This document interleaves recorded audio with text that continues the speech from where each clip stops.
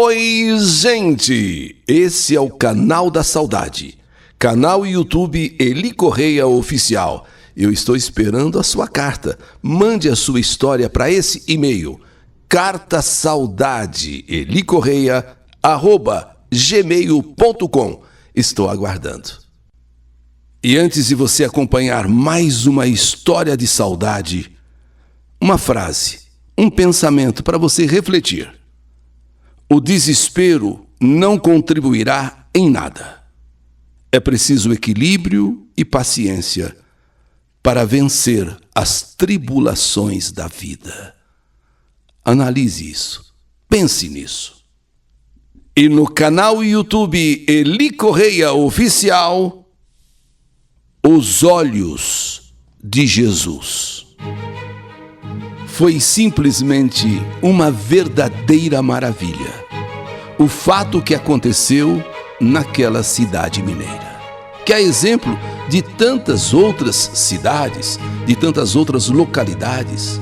Mantém até hoje verdadeiras obras de arte, obras-primas no que se refere a altares, santos, oratórios e tantas outras verdadeiras preciosidades em suas centenárias igrejas católicas.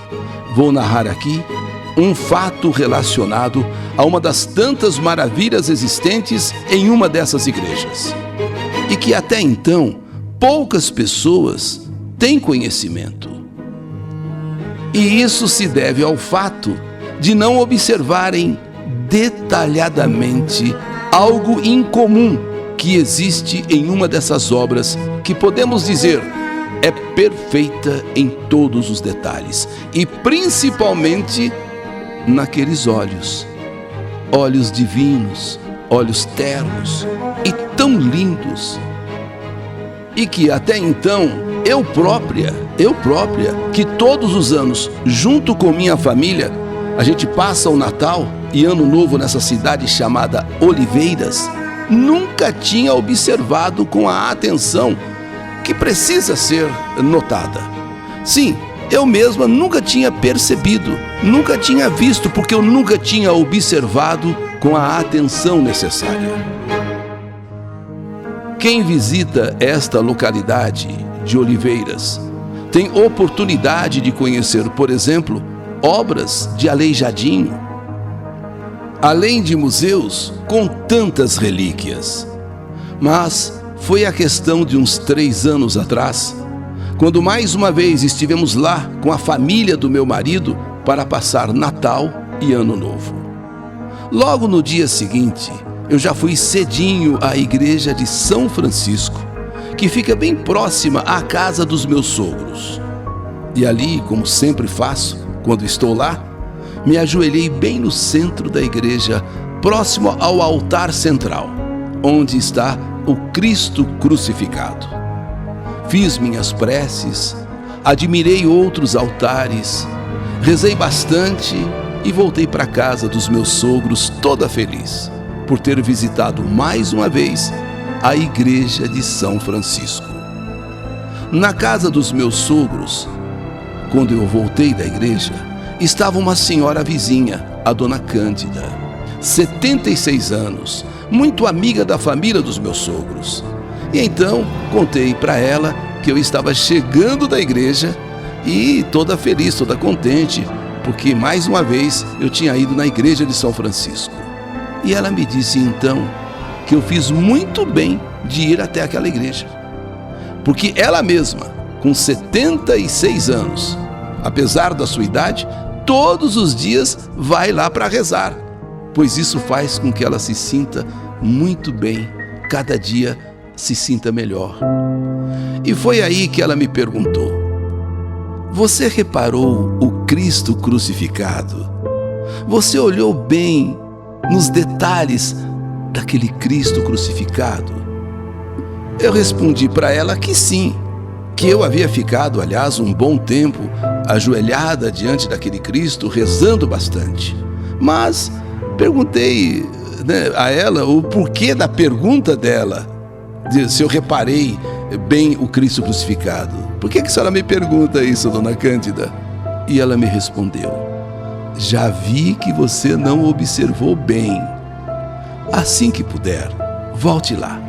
Chegue bem perto para que você possa perceber a perfeição dos olhos de Jesus.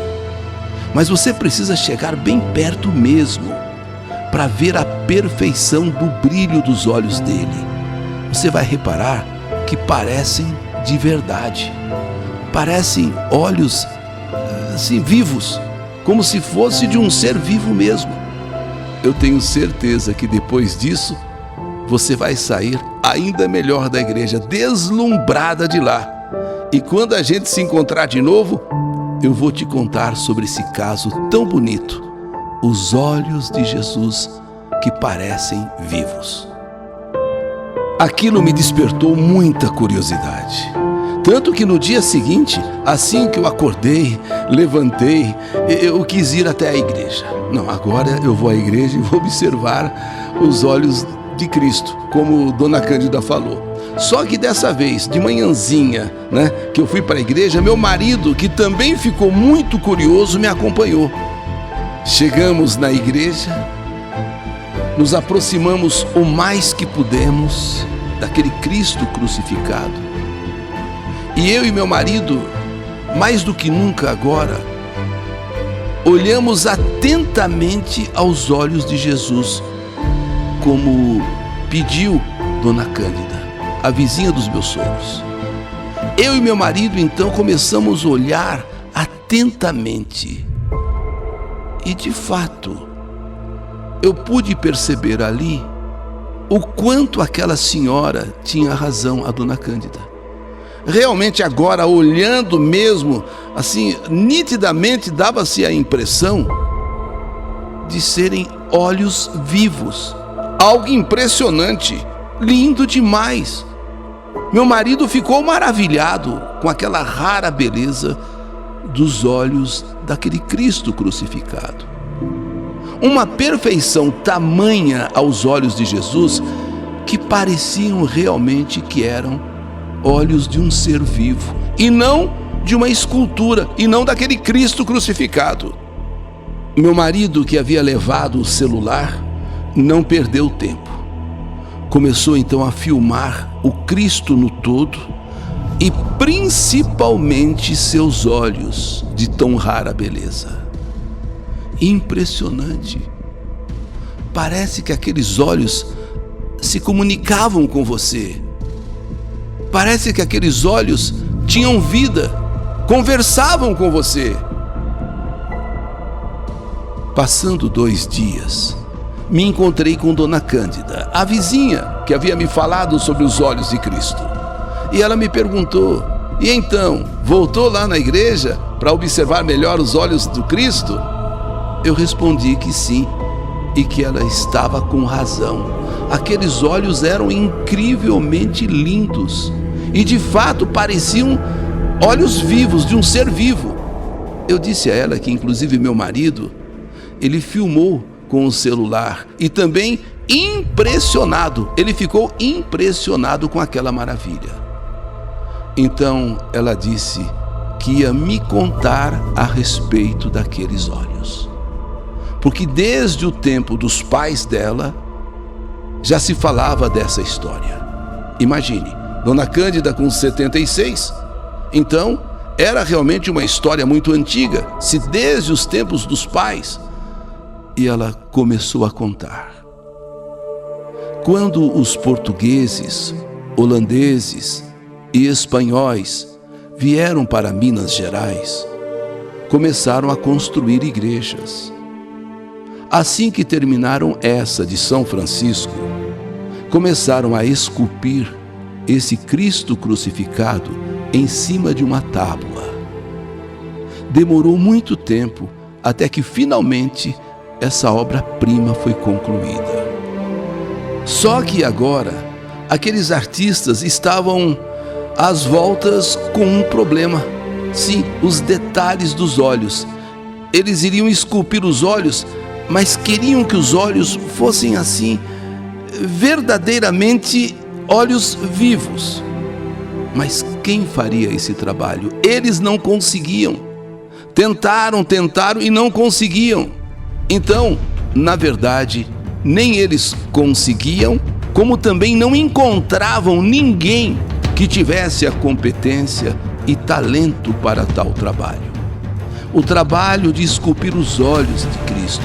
Aquela escultura estava perfeita, o corpo de Cristo, a cruz, os braços, mas os olhos, eles queriam olhos que pudessem refletir a verdadeira beleza de Cristo, e não achavam ninguém. Aqueles artistas que haviam esculpido Cristo já estavam até desolados, tristes e conversando entre eles, quando então chegaram à conclusão que talvez o melhor fosse deixar aquela obra inacabada. Isso no que dizia respeito aos olhos. Mas outros que ali estavam não concordaram com isso, não podia. Era preciso achar um jeito, uma solução, afinal, deixar o Cristo sem os olhos. Eles estavam ali discutindo, conversando, e foi exatamente que de maneira inesperada vai passando um mendigo, um andarilho, um descalço, com um cobertor rasgado nas costas e caminhando com muita dificuldade, apoiado em uma velha bengala. Esse mendigo vê aquela aglomeração dos artistas ali discutindo e resolve parar perto deles. O mendigo vê aquela obra em cima de uma tábua, bonita, linda, o Cristo, e percebe a tristeza dos artistas. E então ele chega mais próximo e pergunta sobre o que estava acontecendo ali. Por que tanta discussão deles? Aqueles homens olhando aquela obra-prima em cima daquela tábua e discutindo, mas ninguém deu atenção para ele. Afinal, é um mendigo, é um andarilho, descalço, cobertor rasgado nas costas, cabelos desgrenhados. Nem sequer responderam a sua pergunta por que eles estavam ali discutindo, por que eles estavam ali tristes. Aliás, lhe viraram as costas. Mas entre aqueles artistas, um resolveu conversar, responder a esse mendigo. Você está achando bonita a escultura que fizemos, é? Mas ela está incompleta. Até agora não achamos quem possa fazer os olhos em Jesus, mas de maneira especial. E é por isso que todos nós estamos aqui discutindo. Estamos mesmo tristes, aborrecidos, porque nenhum de nós conseguimos fazer os olhos de Cristo como a gente imagina, olhos vivos. O mendigo ouviu aquele homem com serenidade e com muita humildade, e disse que se eles quisessem e eles aceitassem, ele faria os olhos de Jesus. Esse artista, ouvindo isso, chamou os outros que não acreditaram que aquele homem, aquele mendigo, aquele andarilho fosse capaz de fazer aqueles olhos. É capaz até de estragar a escultura, ao invés de fazer os olhos. Afinal, quem é ele? Algum artista fracassado, querendo fazer experiência com esse trabalho que demorou tanto tempo para ser feito? O mendigo, em voz muito cansada, respondeu que podia fazer os olhos de Cristo, sim. Era só eles deixarem ele a sós com Jesus, dar um tempo a ele, e então teriam a prova do que ele estava falando. Ele seria capaz de fazer os olhos de Jesus como eles gostariam, como eles queriam. Ali se formou uma pequena confusão. Uns diziam que deveriam tentar, outros não queriam, diziam que aquele homem estragaria todo aquele trabalho esculpido.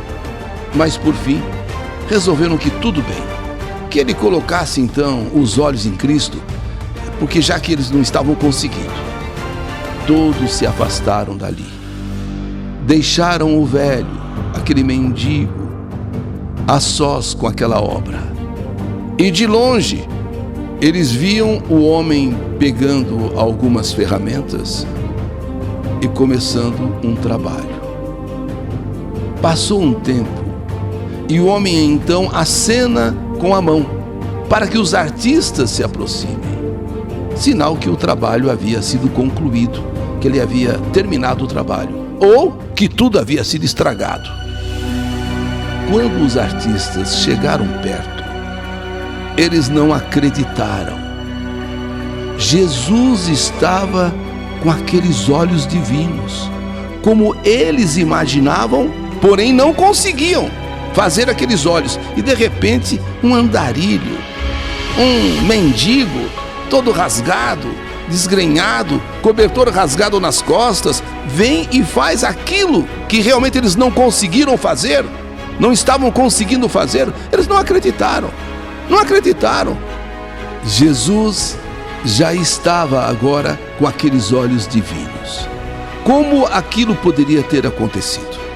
Um simples mendigo surgido do nada consegue completar aquela obra admirável, conseguindo colocar aqueles olhos em Cristo. Como? Todos quiseram saber quem ele era afinal. Qual o seu nome? De onde ele surgiu? E o mendigo, com um leve sorriso, guardando aquelas ferramentas entre os seus trapinhos, respondeu: eu fui carpinteiro. Eu me chamo José.